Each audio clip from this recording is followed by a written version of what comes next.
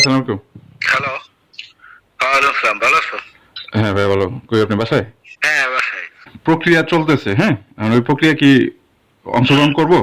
প্রক্রিয়া কি তোমাকে বাসায় আমাকে দাওয়াত খাওয়াবা না বিদায় করে দেবা তাই? হ্যাঁ, পুরাপুরি এরকম বিদায়। এরকম তো শুনতেছি কিন্তু না, শুনতেছি খুব জোরে সোরে এবার। হুম। হুম। তো এখন বাট আচ্ছা, ভালো। তো এখন মেইন যে ব্যাপারটা, তো দে কনভিন্সড টোটালি। এখন আমি কিছু কিছু গুরুত্বপূর্ণ এখন স্টেপ হবে। এই স্টেপের সাথে যদি এখন আমরা যদি সক্রিয় না থাকি, কারণ এখন ওই সাইডে এখন আপনি সক্রিয় হতে পারবেন না। আপনাকে এটা বুঝতে হবে, মানে I am working on behalf of my country. আর আরেকটা জিনিস হলো আমরা কিভাবে খুব দ্রুত এটা করতে পারবো, কারণ তাদের যে টিমের সাথে মোটামুটি বাহিনীগুলো কিন্তু সম্পূর্ণ সক্রিয় হয়ে আছে এবং অ্যাক্টিভ, এবং যা ঘটার ঘটবে, যেটা ঘটবে এটা ঘটবে, ওটা কোনোভাবে আটকাতে পারবে না। হুম। আর আমার নাম কাউন্ট হইলে তখন আপনিও কিন্তু একটু ইসের ভিতরে থাকবেন। এখন এটার জন্য আর আমার একটু পরামর্শ লাগবে। আপনি 2-3 দিন যাবত আমি আই এম রিয়েলি ওয়ারিড। আপনাকে বলতে হবে কি করতে হবে বলেন।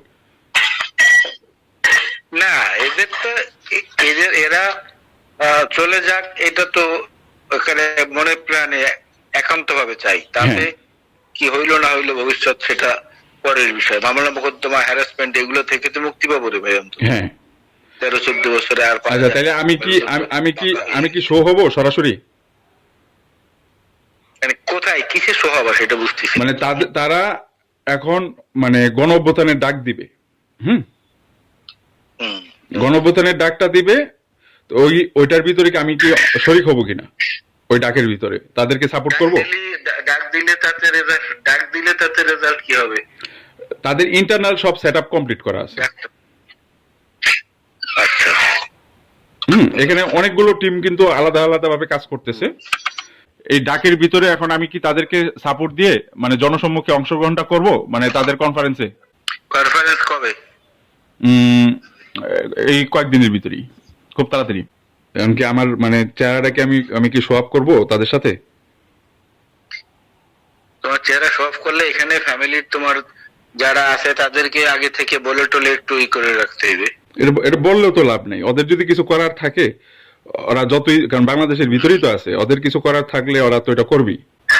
না, ঠিক আছে, থাকা উচিত এটার মধ্যে, থাকা উচিত। আমরা যেহেতু দেশে থাকি আমাদের তো পক্ষে তো অনেক কিছু সম্ভব হয় না। আর একটা মার্কা মারা তো আমরা। আর দেশে যেটা আছে ওইটা যদি করে, ওইটা তো তখন পার্সোনাল রিভেঞ্জ তো এটা থাকবেই।